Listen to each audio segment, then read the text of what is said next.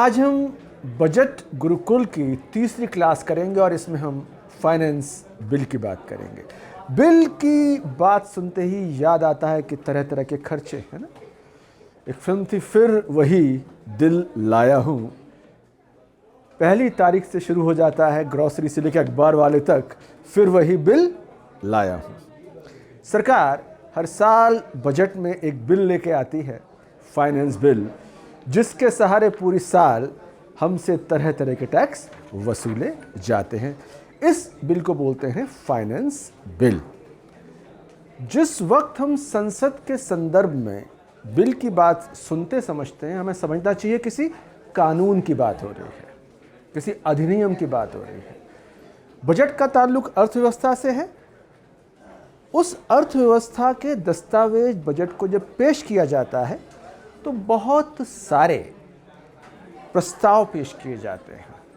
सरकार बताती है ये खर्चा वो खर्चा, उन खर्चों का जुगाड़ कैसे होगा, उसके लिए फाइनेंस बिल लाया जाता है। फाइनेंस बिल में उन तमाम कानूनों को बदलने का प्रपोजल होता है जिनको बदलना सरकार का बिल भरने के लिए ज़रूरी होता है। तो सरकार का बिल भरने के लिए ज़रूरी जो कानून बदलने वाला दस्तावेज होता है उसको हम बोलते हैं फाइनेंस बिल।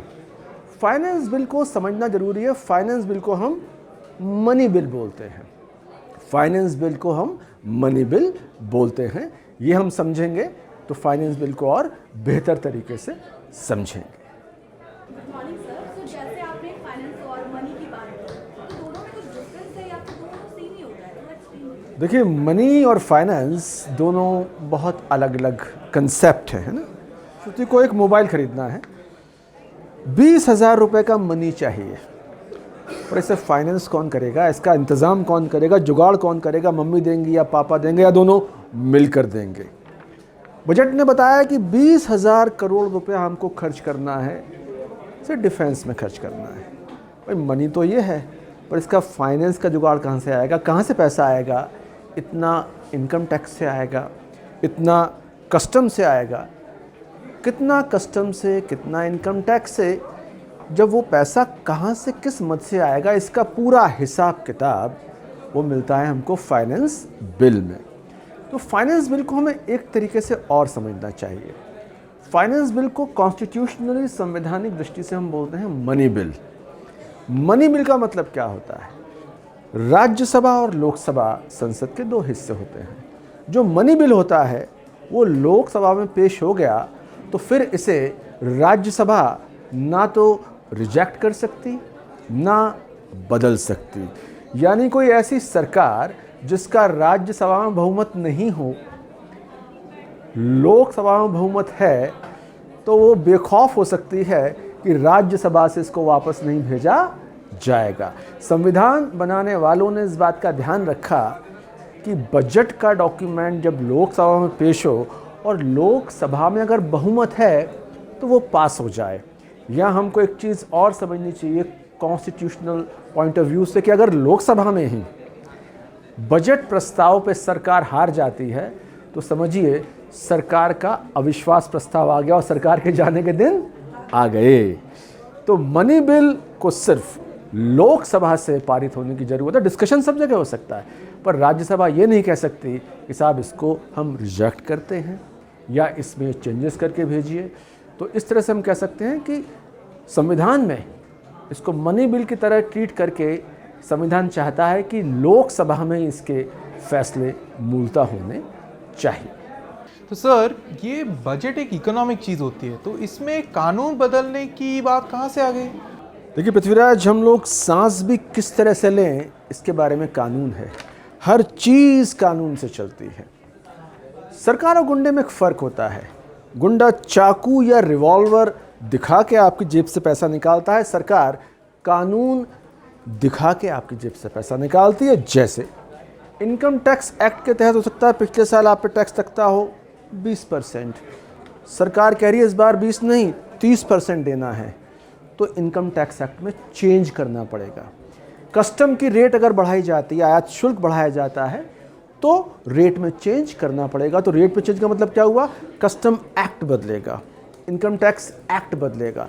तो बजट जो प्रपोजल रख रहा है उसका कानूनी इम्प्लीकेशन क्या है, कानून में क्या चेंजेस होंगे, वो सारे के सारे चेंजेस फाइनेंस बिल में पेश किए जाते हैं। तो फाइनेंस बिल एक तरह से कानूनी दस्तावेज होता है। अच्छा, तो सर बजट को हम आर्थिक डॉक्यूमेंट माने या लीगल डॉक्यूमेंट माने? देखिए, बहुत आपका महीन सवाल है, टेक्निकल डिटेल्स वाला सवाल है। बजट में कई डॉक्यूमेंट्स होते हैं। वित्त मंत्री की स्पीच, बजट के आंकड़े, इन्हें आप कह सकते हैं कि बजट के आर्थिक दस्तावेज हैं, इकोनॉमिक डॉक्यूमेंट्स। बजट का जो फाइनेंस बिल वाला हिस्सा होता है, जहां कानूनों के बदलावों के बारे में बात है, वो प्योरली टेक्निकल लीगल हिस्सा है। समग्र बजट को कह सकते हैं हम, ये इकोनॉमिक लीगल डॉक्यूमेंट है, फाइनेंस बिल लीगल डॉक्यूमेंट है, बाकी सारे इकोनॉमिक डॉक्यूमेंट्स हैं। हमें एक चीज़ और समझनी चाहिए, हम सब विद्यार्थी अर्थशास्त्र के हैं, लेकिन भारत में हर चीज़, लगभग हर चीज़, जिस कुर्सी पे आप बैठी हैं उसका साइज़ कितना हो, कैसा हो, ये भी कानून से तय होता है। आपको शायद याद ना हो, आपके पिता से बात करें, आपके दादा से बात करें कि घर में हम जो रखते हैं ट्रांजिस्टर रखने का लाइसेंस सरकार से लेना होता था। उस लाइसेंस की फ़ीस हमको सरकार को देनी होती थी। सरकार कहती थी कि इस रेडियो में, ट्रांजिस्टर में जो गाने आ रहे हैं वो हवाओं से आ रहे हैं। हवा किसकी? सरकार की। तो सरकार का हक है कि उस हवा की फ़ीस वसूल ले। लेकिन धीमे धीमे ये कानून ढीले हुए, उदार हुए। उस प्रक्रिया को हम बोलते हैं उदारीकरण, इकोनॉमिक लिबरलाइजेशन। लेकिन कोई भी सरकार बदलाव करेगी, उसका कानूनी डायमेंशन होता है। तो फाइनेंस बिल आपको वो सारे कानूनी डायमेंशन समझाता है। इसलिए आप पाएंगे कि बजट को समझने और समझाने के लिए थोड़ा सा ज्ञान कानून और संविधान का और बहुत सारा ज्ञान अर्थशास्त्र का जरूरी होता है।